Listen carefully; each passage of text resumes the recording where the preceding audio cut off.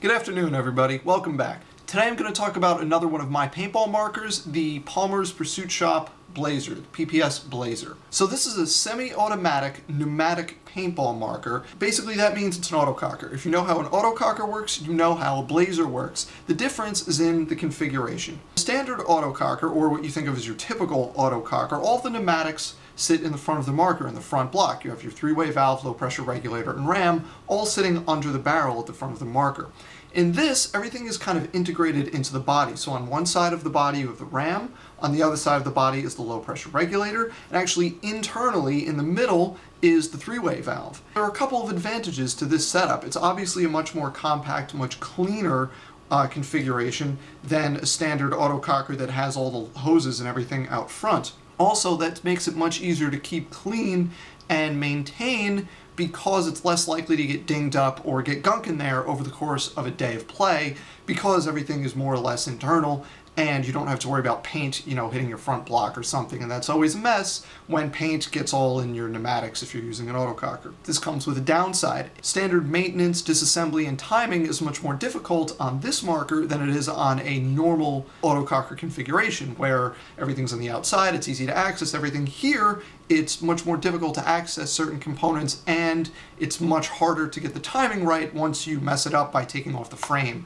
For instance, I made that mistake once and I will not do it again. Another option Blazer owners have is to convert to a pump, which is very easy to do. This screw right here can be replaced with a pump guide rod. The kit basically drops right in, and that basically gives you the option of operating this marker as a pump instead of a semi. It's very easy to convert. It only takes a couple of minutes. You can really get two different modes of operation in one here for the price of the pump kit from Palmer's, which is very nice. With barrels, your options are pretty limited. You're basically stuck with barrels from PPS themselves. They make brass barrels that are excellent quality in all different lengths. You can get them ported as I have here or non-ported. You can get them bare brass, powder coated like I have here. You can get them nickel plated, I believe. They make really nice barrels and you really don't need any other options. The reason you can't really get any other options is because these barrels aren't threaded, they're slip fit, okay?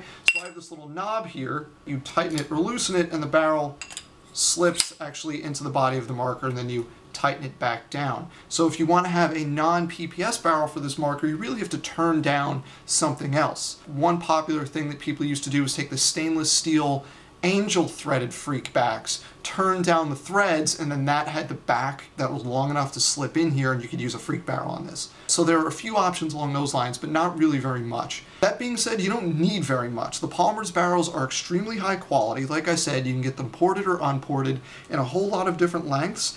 And if in case you're worrying about things like rollouts because you can't use a barrel kit or anything, don't worry, they have these little things called wedges, and you could probably see those little indentations in there. There are 3 of them right around the end of the barrel there, and those are just little protrusions into the barrel that prevent paintballs from rolling out if they're too small. And I never have any problems with rollouts, so it's no big deal as far as I'm concerned. So as far as options go with these markers, you have a few. You have a vertical ASA right here, so if you want, you could run a tank vertically.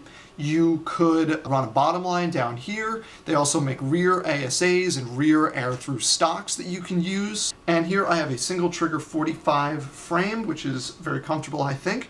But PPS also offers the single trigger Sheridan frames, which are a little less expensive if you order it directly from the shop.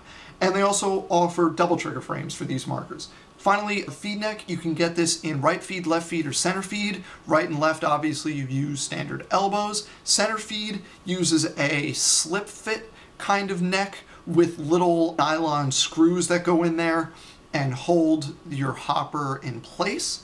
But a lot of people opt to replace those with clamping necks, as I did here, and I'll talk about that in the video specifically about this marker. To summarize the Palmer Blazer, it's very reliable, it's very compact. You have a few options, but not many with it, but enough to make the marker yours and comfortable for you. But disassembly and timing are considerably more difficult than other markers out there that are pneumatically operated. Thanks for watching. Check out part 2 where I talk about this Blazer.